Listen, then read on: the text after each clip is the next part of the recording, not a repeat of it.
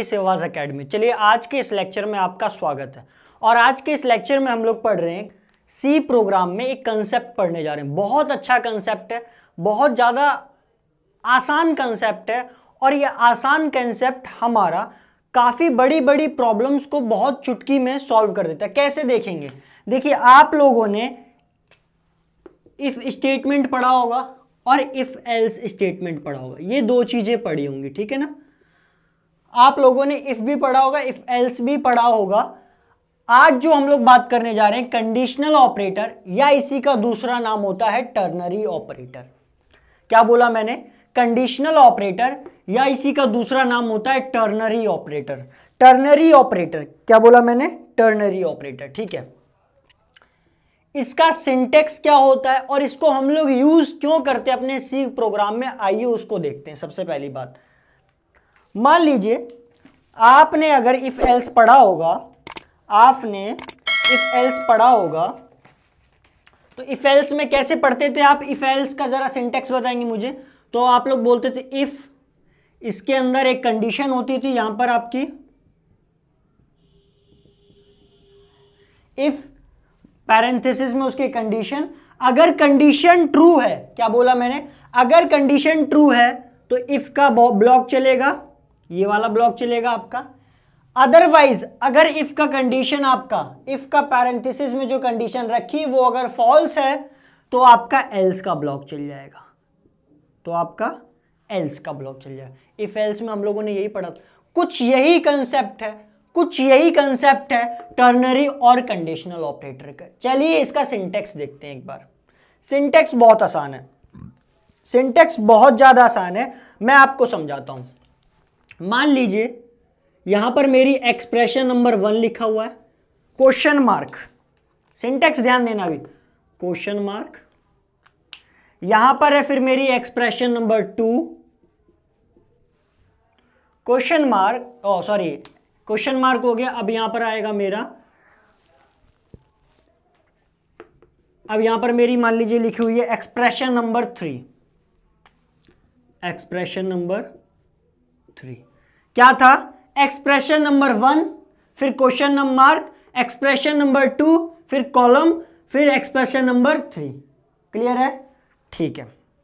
अब देखिए ये होता है मेरा कंडीशनरी ऑपरेटर का सिंटेक्स। इसको एक बार समझते हैं। देखिए, अगर मैं देखूं कंडीशनल ऑपरेटर या टर्नरी ऑपरेटर में तो कितने ऑपरेटर हैं? कितने ऑपरेटर हैं? 2 ऑपरेटर हैं। एक क्वेश्चन मार्क एक ऑपरेटर है और एक आपका ये कुलम एक ऑपरेटर है। क्लियर है? और कितने डेटा इस पे काम कर रहे हैं? 3 डेटा काम कर रहे हैं, एक्सप्रेशन 1, एक्सप्रेशन 2, एक्सप्रेशन 3। तो 3 डाटा इसमें काम कर रहे हैं, 3 डाटा को ले रहा है, इसीलिए इसको क्या कहते हैं? टर्नरी ऑपरेटर भी कहते हैं। इसलिए हम लोग इसको क्या कहते हैं? Ternary operator. ये एक ऐसा ऑपरेटर हो गया फुल्ली फ्लैश्ड मेरा कि ये 3 डेटा को आराम से रख सकता है और उनको मैनिपुलेट कर सकता है। क्लियर है? अब कंडीशनल ऑपरेटर क्यों है? क्योंकि इसमें कंडीशन के साथ चलता है। अगर इसकी कंडीशन सेटिस्फाई होगी तभी ये आगे बढ़ेगा, अदरवाइज नहीं बढ़ेगा। क्लियर है कि नहीं है? ठीक है। चलिए, अब ये कैसा होता है कंडीशनल ऑपरेटर? आप लोगों ने देखा expression 1, expression 2, expression 3, question mark और ये कुलम आपका। ठीक है, अब ध्यान से सुनना, यहां पर जो मैं बताने जा रहा हूं बहुत इंपॉर्टेंट है। देखिए ये वर्क कैसे करता है कंडीशनल ऑपरेटर या टर्नरी ऑपरेटर वर्क कैसे करता है। अगर एक्सप्रेशन 1 मेरी, अगर क्या बोला मैंने? इफ एक्सप्रेशन 1 इज ट्रू तो आपका एक्सप्रेशन 2 रन होगा। क्या रन होगा? क्या बोला मैंने? अगर एक्सप्रेशन नंबर 1 आपका ट्रू है तो आपका एक्सप्रेशन नंबर 2 रन हो जाएगा। लेकिन अगर आपका एक्सप्रेशन नंबर 1 फॉल्स है, क्या है? फॉल्स है, तो एक्सप्रेशन नंबर 3 आपका रन हो जाएगा। यहां से सेमीकोलन से एंड कर देते हैं। क्लियर है? क्या बोला मैंने? अगर एक्सप्रेशन नंबर 1 आपका ट्रू है तो एक्सप्रेशन नंबर 2 आपका रन होगा। अदरवाइज एक्सप्रेशन नंबर अगर 1 फॉल्स है तो एक्सप्रेशन नंबर 3 आपका रन होगा। कुछ याद आ रहा है? कुछ समझ में आ रहा है? कुछ इफ एल्स की तरीके है कि नहीं? इफ ये कंडीशन ट्रू है, ध्यान देना, यहां पर एक्सप्रेशन 1 आ गया। इफ एक्सप्रेशन 1 ट्रू है तो आपका एक्सप्रेशन 2 रन कर दीजिए। समझ में आ रहा है? इफ एक्सप्रेशन 1 फॉल्स है तो आपका एल्स ब्लॉक रन कर दीजिए, तो एल्स ब्लॉक में क्या होगा, एक्सप्रेशन नंबर 3 रखा होगा, एक्सप्रेशन 3।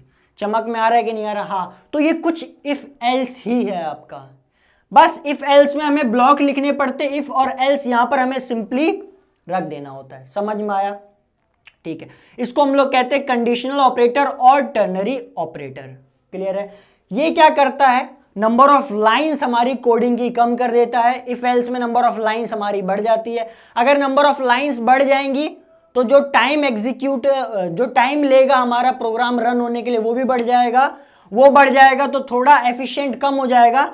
लेकिन इसमें क्या होगा, नंबर ऑफ लाइंस कम होगी, मशीन को हमारे नंबर ऑफ लाइंस कम पढ़नी पड़ेगी, तो ये कम समय में हमें अपने प्रोग्राम को एग्जीक्यूट करके दे देगा। क्लियर है कि नहीं है? तो इन दोनों में डिफरेंस समझ में आया? कोई डिफरेंस नहीं, आप ये यूज करिए, ये यूज करिए, कोई दिक्कत नहीं होनी। चलिए, इन दोनों से रिलेटेड मैं आपको एक कॉमन एग्जांपल करवाता हूं, ये सिंटेक्स आपको याद रखना। क्या? एक्सप्रेशन 1 अगर ट्रू होगा तो क्वेश्चन मार्क के बाद वाला एक्सप्रेशन रन होगा, लेकिन एक्सप्रेशन 1 अगर आपका फॉल्स होगा तो कुलम के बाद वाला एक्सप्रेशन नंबर 3 आपका रन होगा। क्लियर है? सेम एज इफ एल्स की तरीके, बिल्कुल इसको नोट कर लीजिए आप लोग। ठीक है, अब मैं एक एग्जाम्पल ले रहा हूं, वो एग्जाम्पल आप लोग समझेंगे बड़ी आसानी से। ठीक है, नोट कर लिया होगा सभी लोगों ने। पहले एक एग्जाम्पल हम लोग इफ एल्स से करते हैं और सेम उसी एग्जाम्पल को हम लोग कंडीशनल ऑपरेटर से करेंगे। ठीक है, चलिए देखते हैं। बेसिक एग्जाम्पल सब लोग जानते हैं कि आप जब कोडिंग करना चालू करते हैं, अपने कोडिंग इंडस्ट्री में आते हैं, आप लोग नई नई कोडिंग करना चालू करते हैं तो एक बेसिक सा क्वेश्चन आता है। जब आप लोग 2, 4, 5, 10 लेक्चर पढ़ लेते हैं, इफ एल्स कंडीशन पढ़ लेते हैं या इफ कंडीशन पढ़ लेते हैं, उसके बाद आपके पास एक प्रोग्राम आता है। क्या आता है? क्वेश्चन बोलता है कि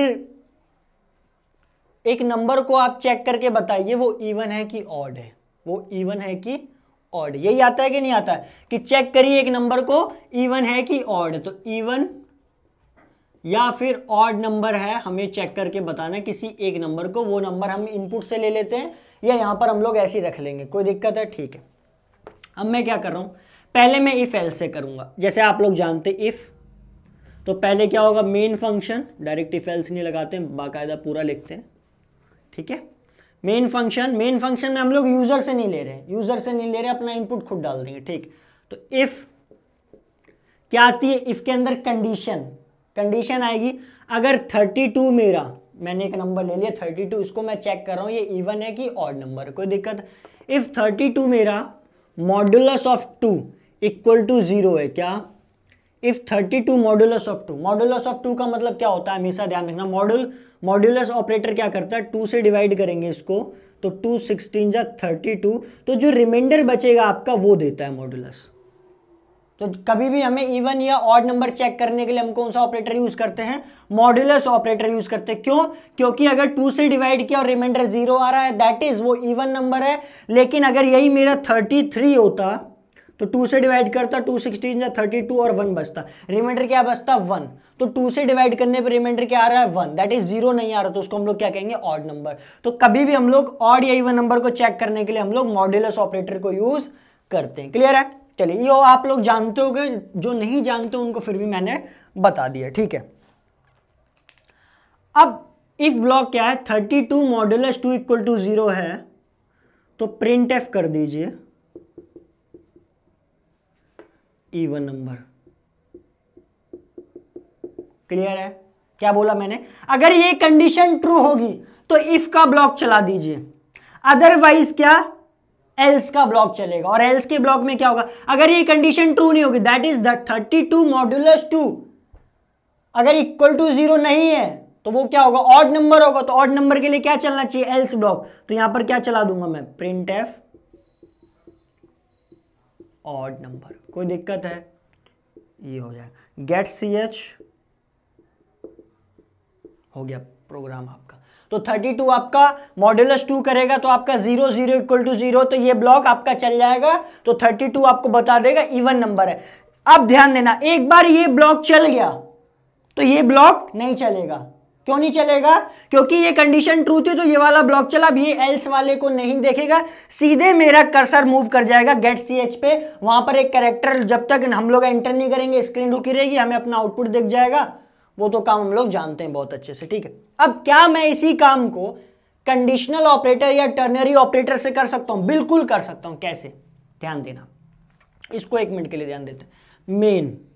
मेन फंक्शन बनाया जहां से हमारा प्रोग्राम एग्जीक्यूट करना चालू होगा, क्लियर है? अब देखिए हमें चेक करना था 32 इज अ ऑड नंबर या इवन नंबर, वो चीज चेक करनी, तो मैंने सोचा इफ एल्स लगा सकते हैं, जो अपन लोगों ने लगा के देखा। लेकिन हम लोगों ने एक और चीज पढ़ी, क्या? Conditional operator. कंडीशनल ऑपरेटर भी यही काम करता है, अगर एक्सप्रेशन नंबर 1 ट्रू है तो क्वेश्चन मार्क के बाद वाली एक्सप्रेशन नंबर 2 को रन करवा दीजिए, अगर आपका एक्सप्रेशन नंबर 1 आपका फॉल्स है तो कुलम के बाद वाली एक्सप्रेशन नंबर 3 को आप रन करवा दीजिए, यही चीज थी। चलिए इसको करते हैं। तो 32 मॉडुलस 2 इक्वल टू 0 है, तो क्वेश्चन मार्क को मैं थोड़ा हाईलाइट कर देता हूं रेड कलर से, क्वेश्चन मार्क प्रिंट कर दीजिए आप, प्रिंट एफ फंक्शन यूज कर लेंगे मैं डायरेक्ट यहां पर, इवन नंबर। कैसा नंबर? इवन नंबर, ठीक है। सेमीकोलन से एंड कर दीजिए, उसके बाद कुलम आएगा। अगर ये चीज ट्रू नहीं है तो क्या प्रिंट कर दीजिए? Odd number. अगर ये चीज ट्रू नहीं है तो क्या होगा? ऑड नंबर होगा। और सेमीकोलन से आप एंड कर दीजिए। कोई दिक्कत है? देखिए गेट ch लगाएंगे, सेम प्रोग्राम सेम आउटपुट देने वाला है, लेकिन जब मैंने इफ एल्स को यूज करा तो देखो इतना सारा काम करना पड़ा मुझे, लेकिन मैंने कंडीशनल ऑपरेटर को यूज किया तो सिर्फ एक लाइन, ये एक लाइन में मेरा पूरा काम हो गया। अब ये कैसे चलेगा आप लोग बताएंगे मुझे? हाँ, सबसे पहले मेन फंक्शन एग्जीक्यूट होगा, यहां आएगा 32 मॉड्यूलस 2, 32 मॉड्यूलस 2 क्या हो जाएगा? 2 से डिवाइड करेंगे 16, 32 0, आंसर क्या? रिमाइंडर क्या है? 0 0 आ गया रिमाइंडर, तो दैट इज वो कैसा नंबर है? इवन नंबर है, दैट इज 0 इक्वल टू 0 आ रहा है, 0 इक्वल टू 0 आ रहा है, मतलब ये कंडीशन ट्रू है। ये कंडीशन ट्रू है तो आपका क्या चलेगा? क्वेश्चन मार्क के बाद वाली कंडीशन चल जाएगी, एक्सप्रेशन 2 चल जाएगा, प्रिंट एफ हो जाएगा। इवन नंबर क्या है? ये चलेगा, ये नहीं चलेगा। क्यों नहीं चलेगा? क्योंकि ये कंडीशन ट्रू थी, तो प्रिंट एफ से हमारा क्या प्रिंट हो जाएगा? Even number. आउटपुट में क्या आ जाएगा? Even number. और गेट ch रन होगा, जिसकी वजह से हमें आउटपुट स्क्रीन रुकी हुई दिखेगी। जैसे ही मैं एक आउटपुट दूंगा, एक इनपुट दूंगा, तो मेरी स्क्रीन चली जाएगी और मेरा आउटपुट भी चला जाएगा। कोई दिक्कत है? तो देखो टर्नरी ऑपरेटर से ये चीज करना कितना आसान हो गया कि नहीं हो गया? पक्की बात है, क्लियर है?